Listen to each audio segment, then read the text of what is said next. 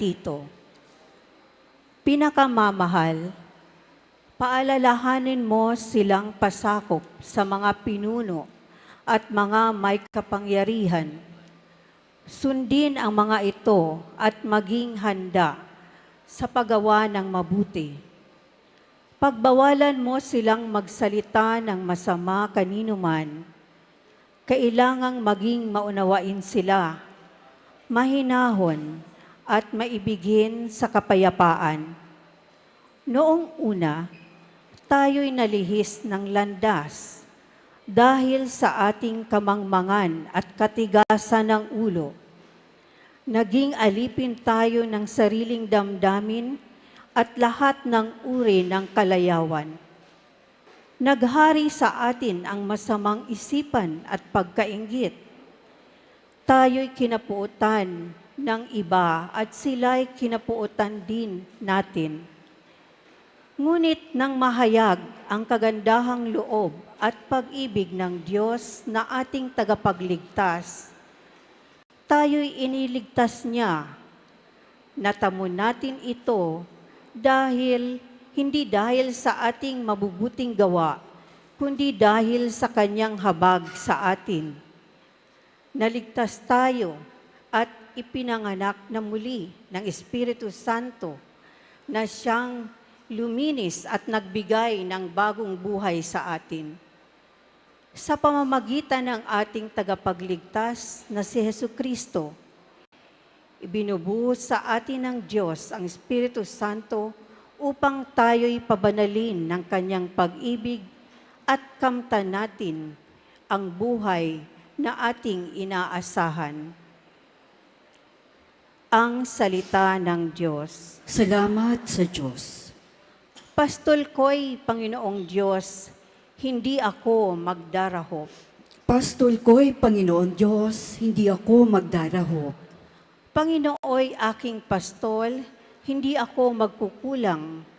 Ako'y pinahihimlay sa mainam na pastulan at inaakay niya ako sa tahimik na batisan. Binibigyan niya ako niyong bagong kalakasan. Pastol ko'y Panginoon Diyos, hindi ako magdarahop. At sang-ayon sa pangako na kanyang binitiwan, sa matuwid na landasay, doon ako inaakay. Kahit na ang daang iyo'y tumatahak sa karimlan, hindi ako matatakot, pagkat ika'y kaagapay. Ang tungkod mo at pamalo, ang gabay ko at sanggalang. Pastol ko'y Panginoon Diyos, hindi ako magdarahop. Sa harapan ng lingkod mo, ikaw ay may handang dulang. Ito'y iyong ginagawang nakikita ng kaaway. Nalulugod ka sa akin, na ulo ko ay langisan, at pati na ang kalis ko ay iyong pinapaapaw. Pastol ko'y Panginoon Diyos, hindi ako magdarahop. Tunay na ang pag-ibig mo at ang iyong kabutihan sa saakit tataglayin habang ako'y nabubuhay. Doon ako sa templo mula lagi at mananahan. Pastol ko'y Panginoon Diyos, hindi ako magdarahop. Magsitayo po tayo lahat para sa pagbasa ng banal na Ebanghelyo.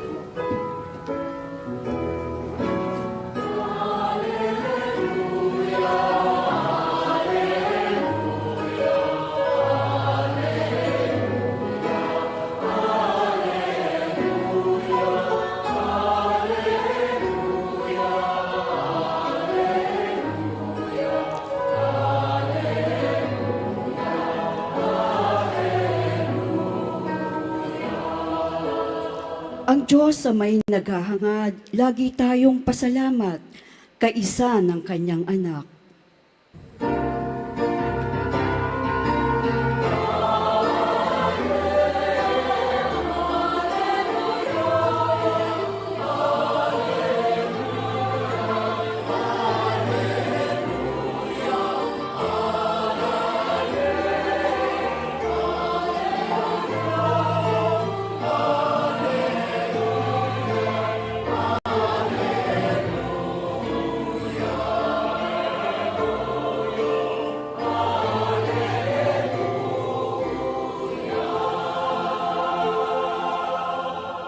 Sumainyo ang Panginoon. At sumainyo rin. Ang mabuting balita ng Panginoon ayon kay San Lucas. Papuri sa iyo, Panginoon. Sa paglalakbay ni Jesus patung Jerusalem, nagdaan siya sa hangganan ng Samaria at Galilea. Nang papasok na siya sa isang nayon, siya'y sinalubong ng 10 ketongin. Tumigil sila sa malayong layo at humiyaw, "Jesus, Panginoon, mahabag po kayo sa amin." Nang makita sila, ay sinabi niya, "Humayo kayo at ipakita sa mga saserdote." At samantalang sila ay naglalakad, gumaling sila. Nang mapuna ng isa na siya'y magaling na, nagbalik siya, sumisigaw ng papuri sa Diyos. Napatira pa siya sa paanan ni Jesus at nagpasalamat. Ang taong ito'y Samaritano. Hindi ba 10 ang gumaling? Tanong ni Jesus. Nasaan ang 9? Wala bang nagbalik at nagpuri sa Diyos, kundi ang dayuhang ito? Sinabi sa kanya ni Jesus, "Tumindig ka at humayo sa iyong lakad. Pinagaling ka dahil sa iyong panananalig." Ang mabuting balita ng Panginoon. Pinupuri ka namin, Panginoong Heso Kristo. Maupo muna po ang lahat.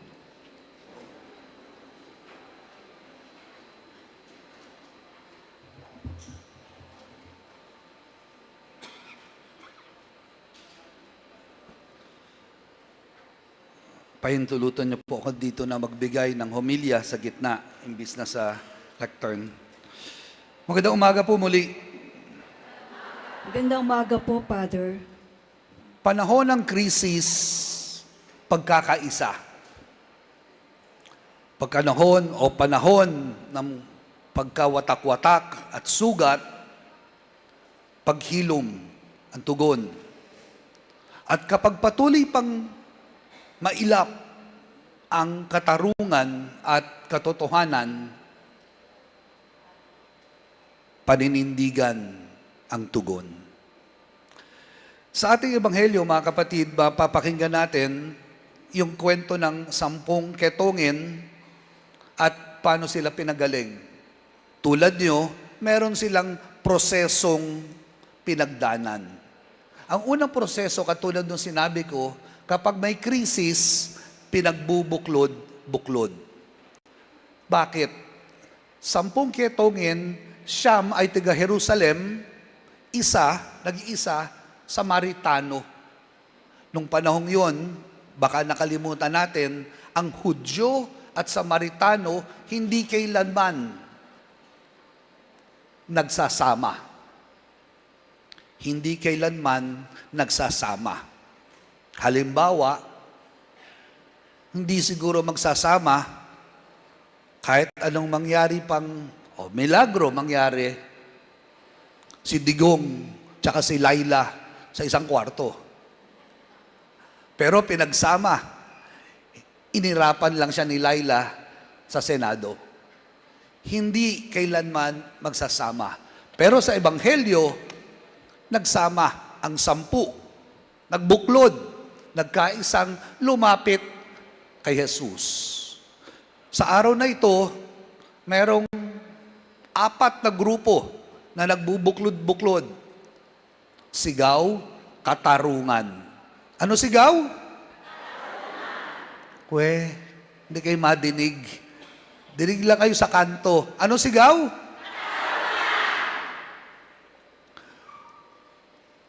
Sa Siyam, isa ang bumalik.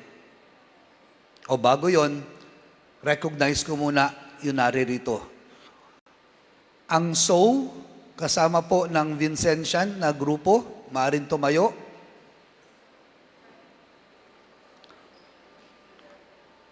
Kung kayo'y kumain na, umupo na kayo. Upo lahat, kinakain na. So, okay? Rise up. Okay. Rise up. Kumain na rin kayo? Rise up, pero parang hindi nakain dito, ang lakas ang boses. Pero sige ang kuha ng camera. Salamat po. Upo na po. Diocese of Novaliches. Meron ba? Talaga si Silvia nangangampanya. Tayo! Tayo! Illegal recruiter ka. Salamat po. Salamat. Program paghilom.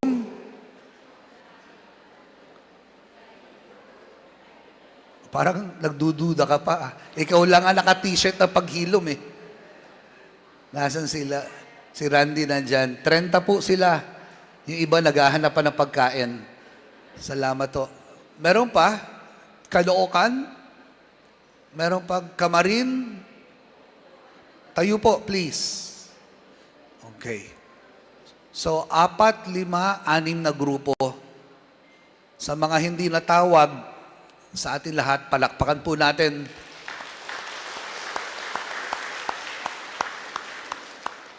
Nagkabuklod-buklod, kahit iba-ibang pamamaraan, iba't ibang anyo, antas, dahil sa isang common na pangyayari.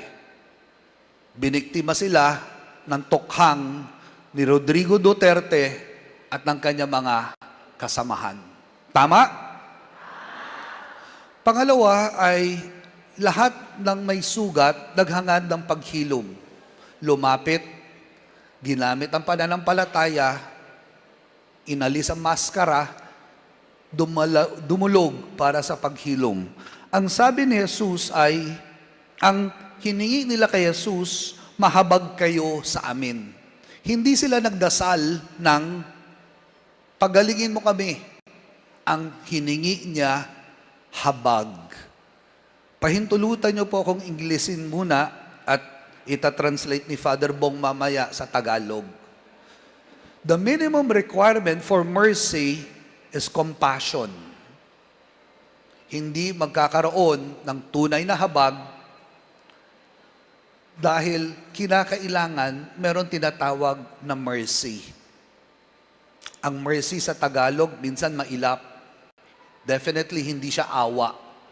Baka habag pa nga ang pinakamalapit. O kung ano bang pinakamalapit sa tingin nyo for compassion. Ngunit, ang kahulugan ng mercy ay yung lalapit ka, hindi dahil naaawa ka. Lalapit ka dahil gusto mong maibsan at tanggalin yung balakid, yung pasan-pasan at nagpapahirap sa taong yaon. Ulitin ko, mercy means unburdening the neighbor of the burden one is possessed with.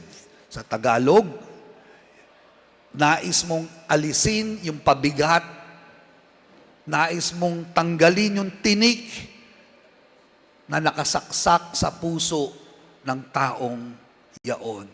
That is the minimum definition of mercy. Kayong lahat ay dumaan sa proseso at naghanap ng paghilom. Lahat kayo ay nanalangin ng paghilom. At kung kayo'y tatanungin ko, kumpara sa unang araw na 0 to 10 ang bigat ng sakit, ngayon ba, G's pa rin ang daladala nyong sakit at bigat? Hindi na kayo sumagot. G's pa rin? Naiibsan. Pero bumabalik ito, lalong higit kapag naaalala, lalong higit kapag nakikita nagsisinungaling, lalong higit kapag yung mga pumatay ay wala pang katarungan. Malaya, tumatawa, at nagdiriwang pa. Dito natin hinihingi yung patuloy na katarungan at paghilom. Tayo yung bumalik na Samaritano sa paanan ni Jesus. Yung siyam na nahilom na, naketongin, humayo na. Nag-good time na sila. Pero yung kaisa-isang Samaritano na hindi pa naniniwala lubos sa Diyos ay bumabalik. Nagpapatira pa. Nagpapasalamat kung anong meron sa kasalukuyan, ngunit hindi bumibitaw sa misyon. At ang misyon na yon ay paghilom. Yung misyon na yon, katarungan.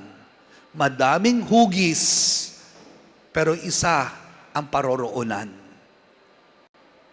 At nawa, bago natin makalimutan, ang gawin nating kasangkapan para matuklasan ang misyon na yon ay yung pusong marunong magpasalamat sa pang-araw-araw na biyaya na ating tinatanggap. Kami pong mga organisasyon na tumutulong sa inyo ay namamalimos din. Kapal lang nga ng mukha ko eh. Pero di bali na. Basta mayroon lang may abot. Basta mayroon lang maipantawid. Di bali na kami ang mahirapan. Basta kayo ay manatiling nakatuon sa ating misyon ng katarungan. Nagsisimula pa lang po ang ating biyahe, ang ating paglalakbay. Pero meron ng kumukutitap na liwanag. Dito, pinapaalala ng tayo, ang Diyos, hindi siya natutulog. Hindi siya natutulog. Tapusin ko po ang aking munting humilya sa isang panalangin.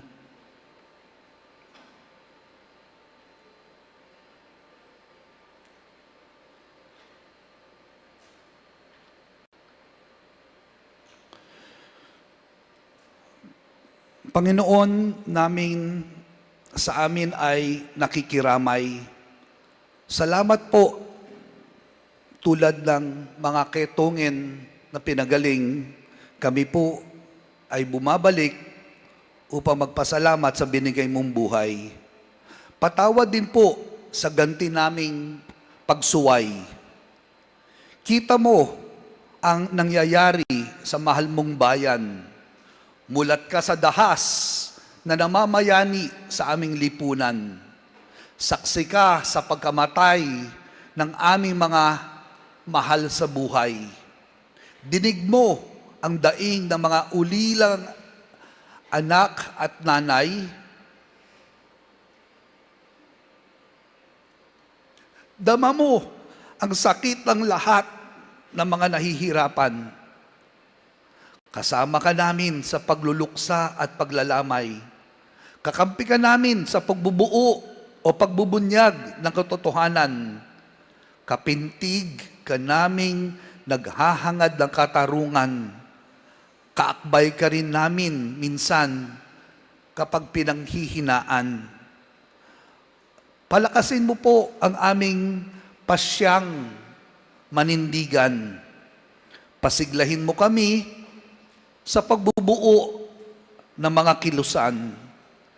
Patalsikin mo po ang mga makapangyarihang may dugo sa kamay. Ulitin ko yon. Patalsikin mo po ang mga makapangyarihang may dugo sa kamay.